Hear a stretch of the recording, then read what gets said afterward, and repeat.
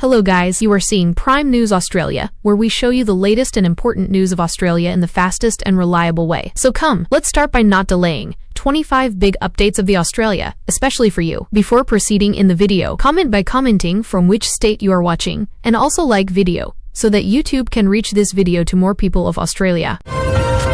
Net zero is still dead, if not more dead, under Angus Taylor's Liberal Party. When Susan Ley announced the party's commitment to drop net zero in November, she kept the caveat that net zero would still be a welcome outcome if, quote, we can get there with technology, with choice, and with voluntary markets. Taylor now wants to abandon net zero terminology as a whole, telling Sky News' Peter Credlin on Thursday night. NSW police said in a statement early this morning that robbery and serious crime squad detectives had located a crime scene in Dural, believed to be linked to the kidnapping of Chris Bagsarian. The 85-year-old was taken from his North Ryde home last Friday morning in what police said was a case of mistaken identity. Det Acting Supt Andrew Marks said on Monday that police believed Bagsarian was still alive. New South Wales will introduce a minimum age to ride an e-bike as part of an effort to improve rider safety, the safety of pedestrians, and of the wider community. The minimum age will be between 12 and 16 and come after an expert review by Transport for NSW. Currently, a child of any age can ride an e-bike, and riders of any age can carry passengers if the bike's design allows. The Minns government said the state would also adopt safety and performance standards similar to those in Europe to ensure e-bikes act more like bicycles, an effort to remove high-powered illegal motorbikes masquerading as e-bikes from the streets.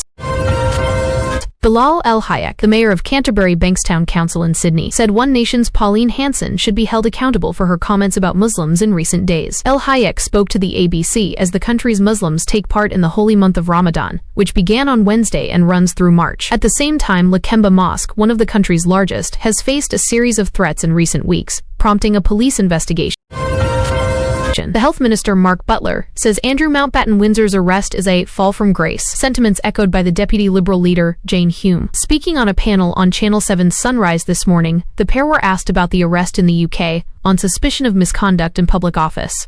Butler said, "The law must follow its course. There's not much we can appropriately say about the potential for charges, but what a fall from grace."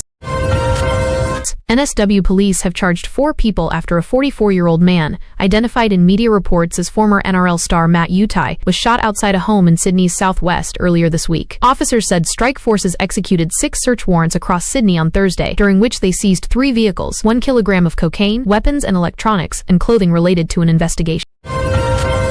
Mark said the home believed to have held Bagsarian was a suspicious house among other homes in the area. Inside, officers found evidence consistent with images and video of Bagsarian. Mark said, "We haven't found Mr. Bagsarian, and that is our main focus. To recover Mr. Bagsarian and bring him home safely to his family and get him the medical treatment that he requires. It has been 7 days now, so hope is fading. We have grave concerns for his safety, but we won't give up trying to find him alive."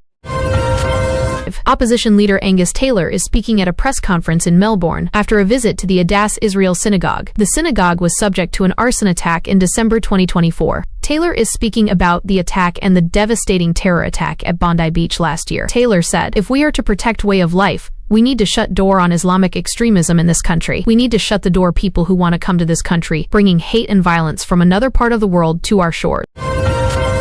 Fast food company Guzman y Gomez has lost half its market value in the last year, after releasing underwhelming profit results today that sent its share price plunging to a new record low. GYG's still struggling U.S. expansion ran at an $8.3 million loss in the last 6 months of 2025, worse than the $5 million loss over the same period in 2024. On GYG's EBITDA basis. That dragged the whole company's underlying earnings below expectations in the last 6 months of 2025 to $33 million. Taylor was asked about comments by a Sydney mayor this morning, saying Pauline Hanson should be charged for her recent remarks on Muslims. He said, "What I'll say is, I don't agree with Pauline Hanson and what she said. What I believe in is that people who don't adopt and believe in our core values shouldn't come to our shores, whatever their race or religion. I'll always distance myself from people who think this is about anything other than protecting our life and focusing on our core values. If people want to come to our country, no matter religion, and they don't believe what we believe, then we should shut the door on them." Former chair of the Australian Republican movement and ex-Socceroo Craig Foster says the arrest of ex-Prince Andrew should spark a national conversation about the monarchy. It should spark a national conversation about the standards we will accept, how we want to see ourselves, be seen in the world, and particularly what we want our next generation of Aussies, in all of our beautiful diversity, to understand as our value set, he said. said. Coles wanted to give customers value for money by offering products at down rates when they were in fact higher than original prices, a court has been told. AAP reports Coles is defending claims by the Australian Competition and Consumer Commission that it deliberately misled customers during the Down campaign that first launched in 2010. Under the scheme, the price of a jar of Coles brand quince paste was raised to $4.50 from $3 for 4 weeks, before being reduced to $3.15. An ethical superfund has claimed QBE's surging profits and $2.5 billion rise in market value relies on a false sense of security about climate risk. QBE today saw its market value surge 8%, adding $2.5 billion to reach a $32.7 billion valuation. It released its results for calendar year 2025, showing profits surged to $2.1 billion from less than $1.8 billion in 2024. More sites around Melbourne have been exposed to measles, Victoria's chief health officer has warned. Victoria has counted 49 measles public exposure incidents across 39 sites in the last month. The chief health officer has identified 7 this week alone.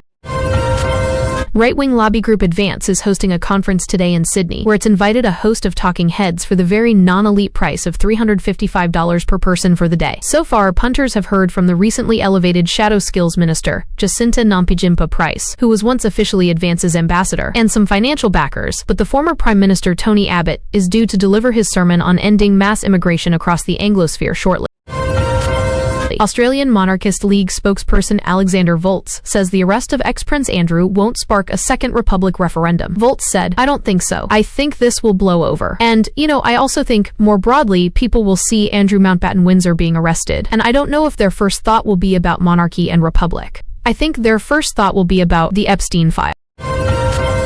The Australian Financial Review and The Age will no longer be printed and distributed in Tasmania, Nine Entertainment has confirmed. The decision means the National Financial Daily will soon be unavailable in 2 states, following a 2024 decision to stop printing in Western Australia. As our publishing digital-first strategy strengthens and our products become more sophisticated, Tasmanian readers are increasingly transitioning to The Age and the Australian Financial Review via our digital platforms, a spokesperson for Nine told Guardian Australia.